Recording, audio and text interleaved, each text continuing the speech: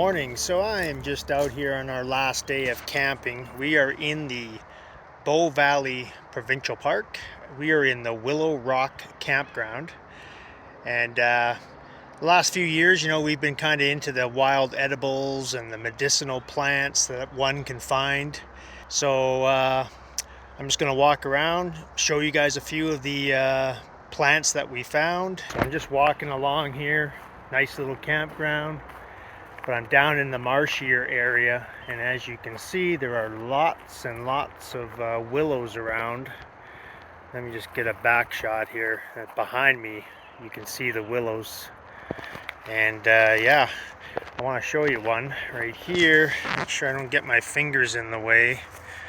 But right here, we got ourselves a little willow tree. You can take these little catkins, they call them, right here. Pick one of those babies off. See if I can get focus. Yeah, look at that.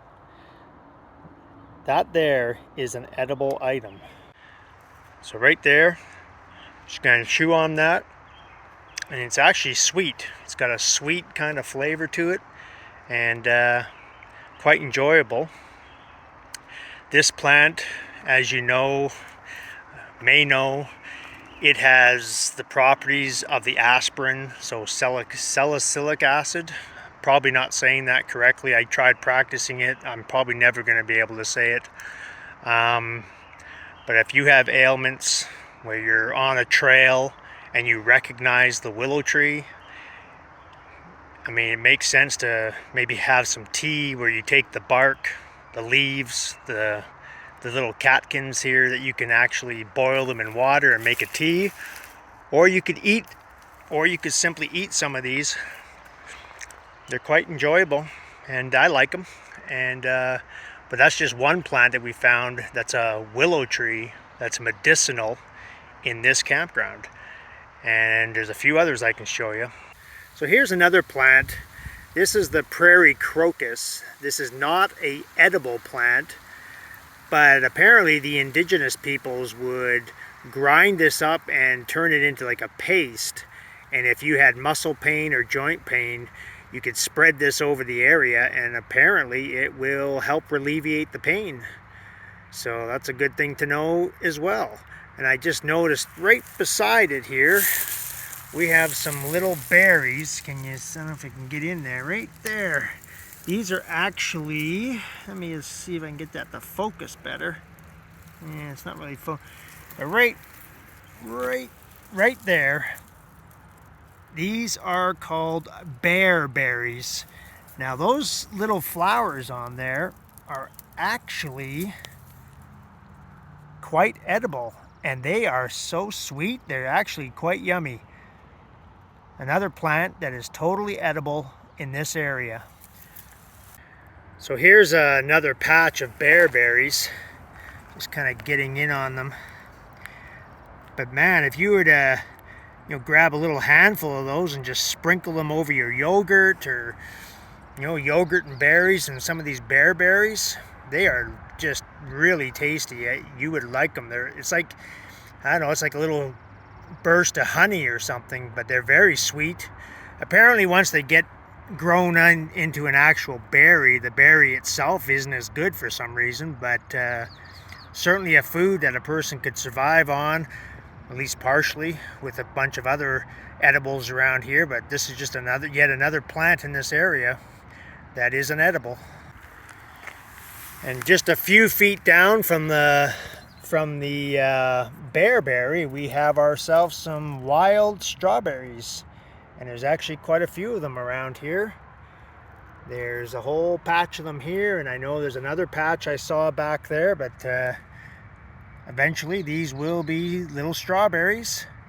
They don't grow as big as what you might find at your local grocery store, but apparently they're quite sweet, and something to look forward to maybe in a few weeks or a month. So yeah, I'm just continuing my walk along this little road. I'm just a few feet down from those strawberries I was showing you. And here we have a juniper berry plant.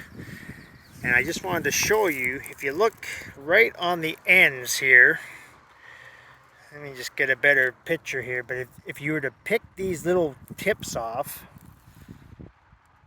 these are actually very edible. They're actually quite tasty.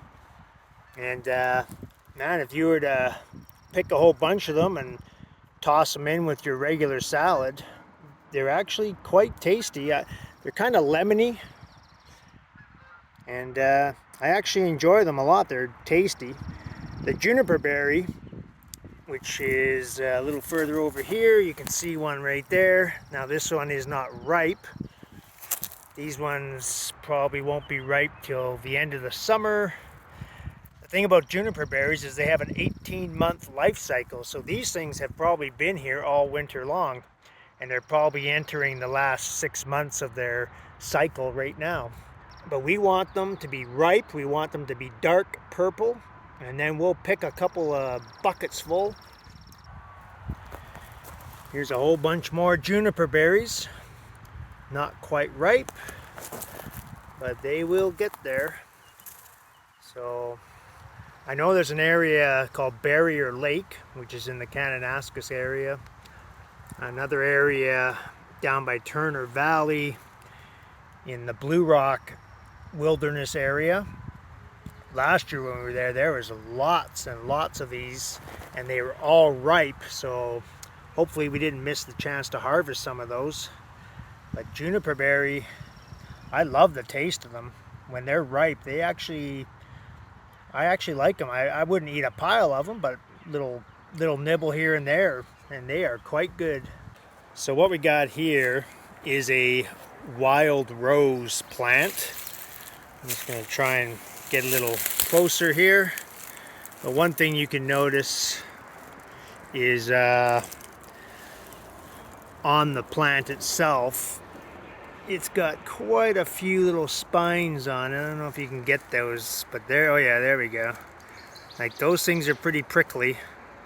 So whenever you're harvesting the rose hips, which are right here, as you can see, the rose hip, that's what the flower will turn into eventually.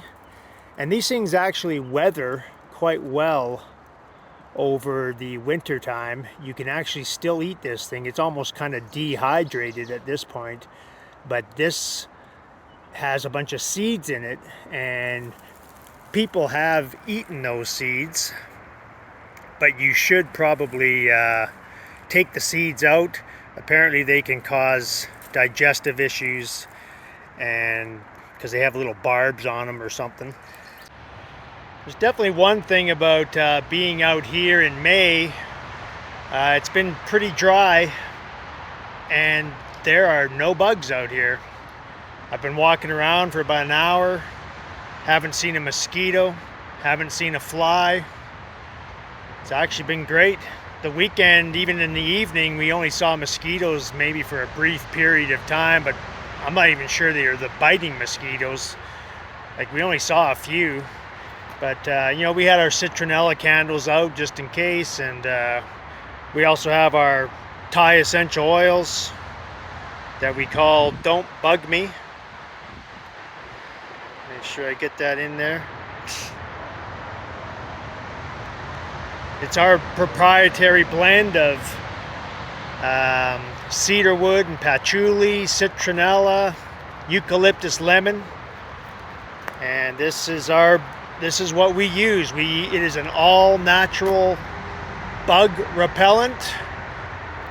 I don't like using anything that's synthetic, chemically, like DEET that you get in off brands, and we much prefer this. And so yeah, thought I'd give that a little plug there.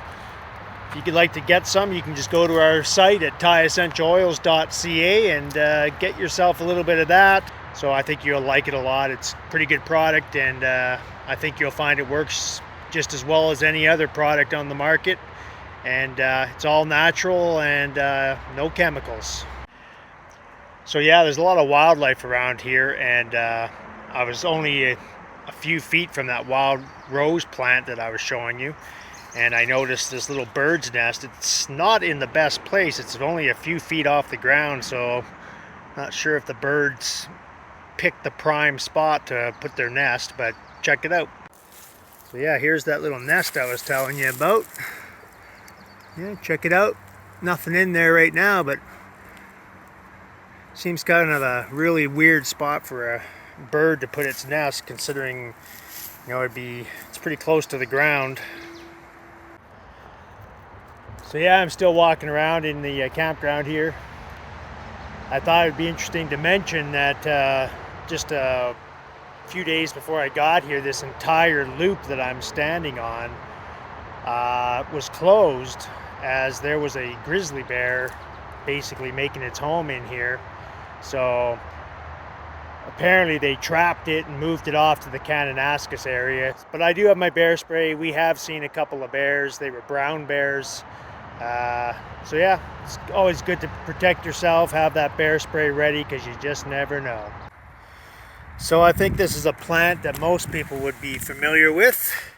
Pretty common, dandelion, found all over the world. You can eat pretty much the entire plant. Everything, the leaves, the flowers, the flower heads, before they get all yellow like this.